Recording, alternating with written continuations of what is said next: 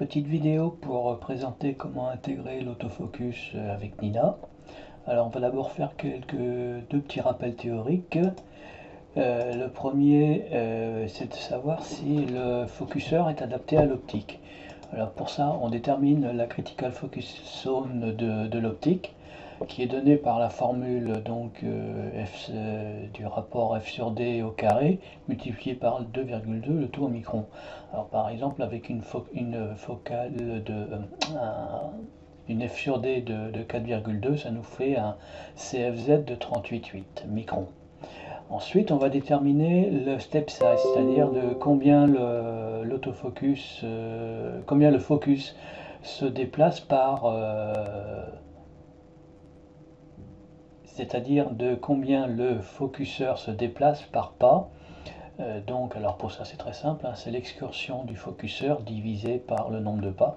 En l'occurrence sur la FS60 c'est 19 divisé par 6440, ce qui nous fait 2,95. Alors qu'est-ce qu'on fait avec ces deux valeurs? Eh bien ces deux valeurs nous permettent de savoir si le focus est adapté à l'optique. Tout simplement il faut que la step size soit très inférieure à la CFZ. En l'occurrence, il faut que la step size soit inférieure à la CFZ, au dixième de la CFZ. Donc là, en l'occurrence, on a 2,95 qui est inférieur à 3,8, donc c'est tout bon. Ensuite, on va voir comment régler l'autofocus dans Nina. Alors pour ça, il va falloir déterminer l'autofocus step size. Alors qu'est-ce que c'est que l'autofocus step size dans la courbe en V? C'est tout simplement la distance entre deux points de mesure utilisés par Nina pour faire sa courbe en V. Parce que Nina, qu'est-ce qu'il va faire? On va partir d'une position à peu près où on a le focus. Il va décaler de n fois de n pas vers la droite, c'est-à-dire qu'il va augmenter le nombre de pas, et puis il va prendre une mesure, et il va descendre du step size, il va prendre une autre mesure, descendre du step size, etc. etc. Et puis pour construire sa courbe, et de façon à ce qu'en bas, au croisement des courbes, on détermine la mise au point idéale. Alors donc, comment est-ce qu'on fait pour déterminer cette valeur de step size? La première chose, c'est qu'on fait la mise au point manuelle à peu près, hein, grosso modo, au mieux, en manuel, où là on détermine la position P1 et on note la valeur HFR1. Ensuite, on va, toujours en manuel, augmenter le nombre de pas de façon à ce que le HFR2 soit environ 5 fois supérieur au HFR1. Et ensuite, on note le nombre de pas, la valeur du pas qui est à P2, qui est ici. Et donc, on a la petite formule toute simple qui est P2, l'autofocus size, c'est donc P2 moins P1 divisé par 5. 5 parce que quand on part de cette position qui est la valeur du départ, on va décaler d'abord de 1, 2, 3, 4. Donc, ce qui nous fait 1, 2, 3, 4, 5 intervalles pour déterminer la position. Voilà. Ensuite, on va configurer Nina pour mettre en place ces valeurs. Alors pour ça, on lance Nina. Et donc ça, première chose, ça se passe dans l'option de l'autofocus. Et là, on a un certain nombre de valeurs. Alors, la valeur du step size qu'on vient de déterminer auparavant, l'autofocus step size, elle rentre ici. Voilà. Alors, cette valeur-là, elle est utilisée pour autre chose dans l'utilisation de l'autofocus, enfin du focuseur sur Nina. Donc, par exemple, cette valeur de 40, elle est utilisée également pour déterminer la valeur des champs des déplacements fins ou déplacements grossiers. Alors pour ça on va activer on va connecter le focuseur. Voilà, le focuseur est activé et connecté. Et donc on avait 40 en autofocus step size. Ça, il faut savoir que le déplacement fin est du step size divisé par 2. Donc en l'occurrence on avait 40 divisé par 2, ça fait 20. Donc actuellement on est à 1690. Si je déplace d'un coup, on devrait passer à 1710. Voilà, on est à 1710. Et la valeur grossière du déplacement, c'est le step size multiplié par 5. C'est-à-dire on était à 40 fois 5, ça fait 200. Donc si je clique ici sur le déplacement grossier, je devrais passer à 1710 plus 200, 1910. Voilà, on voit que ça fonctionne. Donc revenons maintenant aux options. Alors tout d'abord, comment on règle, quels sont ces différents champs? Alors le premier, c'est l'autofocus initial offset step, c'est le nombre de pas que va se déplacer le focuseur, que Nina va déplacer le focuseur pour initialiser le démarrage de la courbe en V. Donc là en l'occurrence on a 4, ça veut dire que quand on va quand on va démarrer ici, par exemple, il va faire 1, 2, 3, 4. 4 pas pour déterminer pour démarrer. On aurait très bien pu mettre 5, 6 ou 7, et voilà. Par contre, si on met une autre valeur là-dedans, faudra bien en tenir compte ici pour calculer le step size. Donc voilà. Ensuite, autofocus méthode, bon, on ne change pas, star, HFR, c'est bien. AF Curve Fitting, c'est la façon dont il va déterminer le meilleur, le point, oui, le bas de la courbe en quelque sorte, hein, le bas de la courbe en V. Donc il est bon ton d'utiliser Trend en hyperbolique, hein, qui est le plus le calcul le plus efficace. Donc en gros, qu'est-ce que ça fait? Il va déterminer la courbe hyperbolique qui est ici, la petite courbe en vert, là, et les trends qui sont les tendances, donc c'est des lignes droites. Et il va faire un savant calcul entre le bas de la courbe hyperbolique et le bas de la courbe trend, et puis il va déterminer le point. Donc voilà. Ensuite, ici, nombre de tentatives, donc ça, moi je le règle toujours à 1, sachant que c'est utilisé pour si l'autofocus, il, s'il n'arrive pas à faire à calculer le HFR pour une raison ou pour une autre, il va faire un certain nombre d'essais, de tentatives supplémentaires.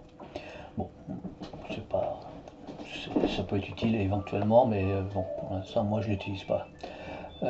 Ensuite, use brightness S star, donc ça veut dire que là il va utiliser les n étoiles les plus brillantes pour calculer le HFR.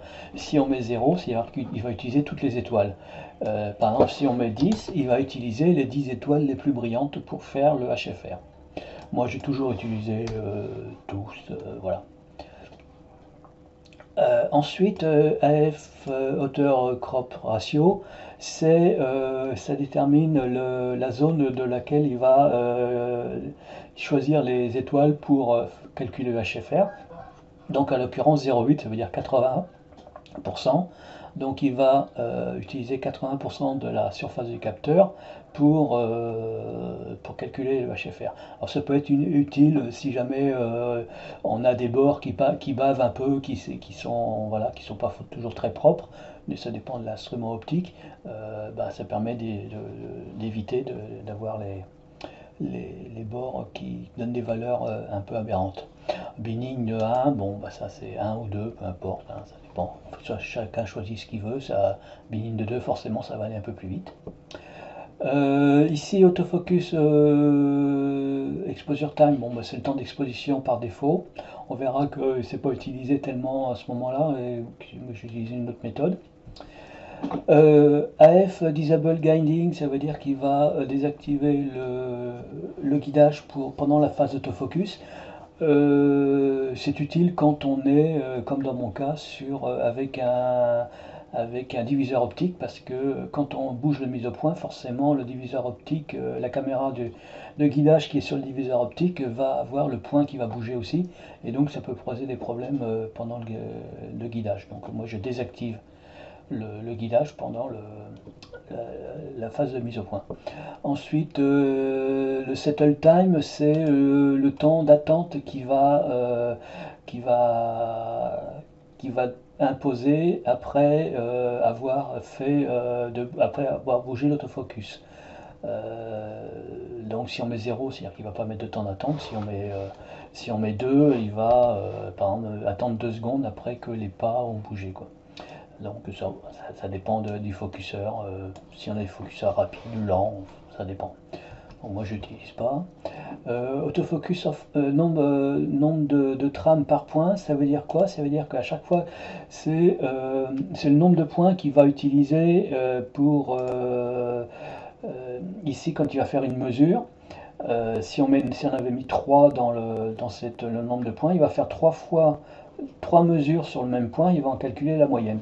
Donc ça permet, si jamais on a des capteurs un peu bruités, de lisser le bruit, d'avoir des calculs un peu plus précis. Alors le inner crop ratio, c'est un peu le pendant du outer crop ratio, ça veut dire que il va déterminer une zone intérieure. Donc en l'occurrence, si je mets une valeur ici qui est plus faible qu'ici, par exemple si je mets 0,6, ça veut dire que là il va il va choisir ses étoiles dans une zone qui est comprise entre 60% de la surface du capteur et 80% de la surface du capteur. Donc ça fait une espèce de donut autour du centre, quoi. Bon, c'est pas forcément très utile. Voilà. Chacun peut-être trouvera un besoin pour son cas propre. Ensuite, chose qui est très importante à comprendre et à bien régler, c'est la compensation du backlash. Alors pour pouvoir bouger ce paramètre, cette zone ici, il faut arrêter le focuseur. Donc on va arrêter le focuseur, yes, voilà, et on va donc ici on a deux façons de régler le backlash. La valeur absolue, c'est que si on connaît la valeur du backlash dans un sens ou dans l'autre, si on l'a mesurée ou qu'on la connaît précisément, on rentre ces valeurs-là directement à cet endroit-là. Moi, j'utilise pas cette méthode. J'utilise une méthode qui est beaucoup plus intéressante et qui évite d'avoir à faire des sombres calculs, qui est la méthode overshoot. Donc là, qu'est-ce qu'il va faire? C'est du rattrapage, mécanique, tout simple. Donc par exemple, si on met 50 ici en backlash in, ça veut dire que quand il va déplacer, mettons qu'il parte de ce point-là et qu'il veuille aller à ce point-là, et ben qu'est-ce qu'il va faire? Il va aller au point et il va dépasser de la valeur du backlash renseigné, donc de ce 50, et il va revenir en arrière. Donc il va aller faire ça, poum, il déplace de 50 et il revient en arrière à la valeur du point. Ça, ça permet tout simplement de rattraper le jeu. C'est une opération courante qu'on fait en mécanique, hein, quand on a une vis à serrer avec quelque chose de précis, on dépasse et on revient légèrement en arrière de façon à rattraper le jeu. Voilà.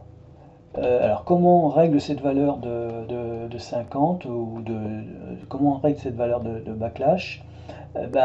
C'est à l'usage, et au début on va mettre un backlash à 0 et on va avoir une courbe il va y avoir un accident dans la courbe, elle va pas être parfaitement droite, elle va avoir un palier.